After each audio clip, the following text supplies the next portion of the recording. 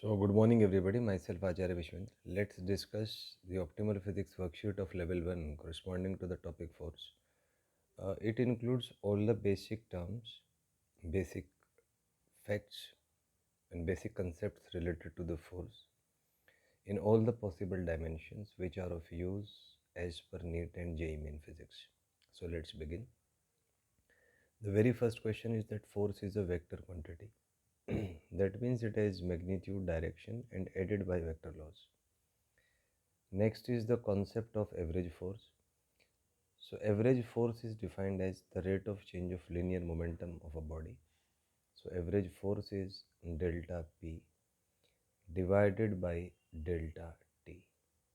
Here, delta P is the change in momentum of the body, and delta T is the time interval.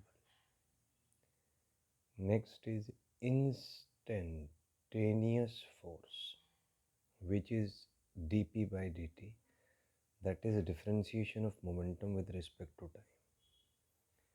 Next, we have dimension of force as equal to dimension of change in momentum divided by dimension of time interval. Change in momentum has same dimension as that of momentum, which is m1 l1 t minus 1, and time interval has dimension of time. So that means dimension of force is equal to m1 l1 t minus 2. Next is SI unit of force, it is Newton.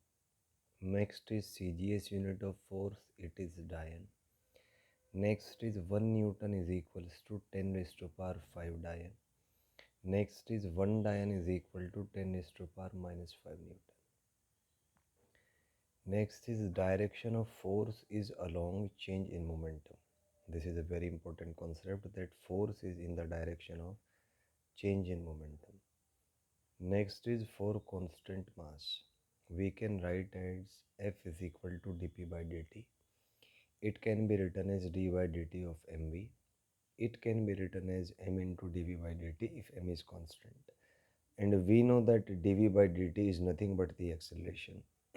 So it can be written as mass into acceleration. So these things we can proceed. Now next is force is equal to dp by dt. So it is written as d by dt of mv. It can be simplified as dm by dt into v plus m into dv by dt. So if mass is constant, that means dm by dt is 0, which makes force as m dv by dt or m into a.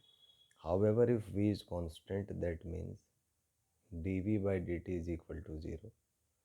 So force is equal to dm by dt into v, which can be used in variable mass system problem.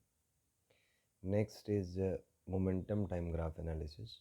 Suppose this is momentum time graph of a particular body, and there are 3 points in it, A, B and C. Let us draw a tangent at A, and suppose that it makes angle theta with the t-axis in anticlockwise and alpha in clockwise sense.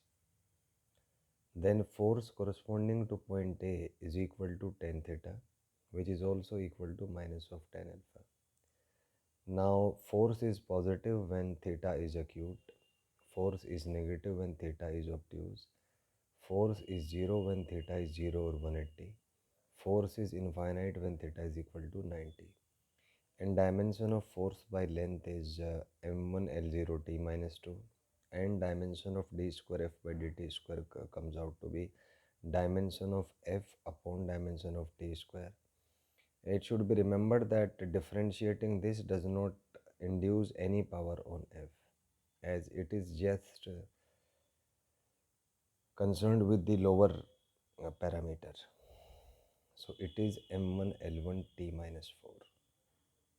So these are the basic worksheets, and just developed to make sure that you have developed good problem solving skills. This saves your precious time and energy and escapes you from trapped in the confusions of theory and problems. So I hope these will prove to be a boon to you. Thank you and have a nice day.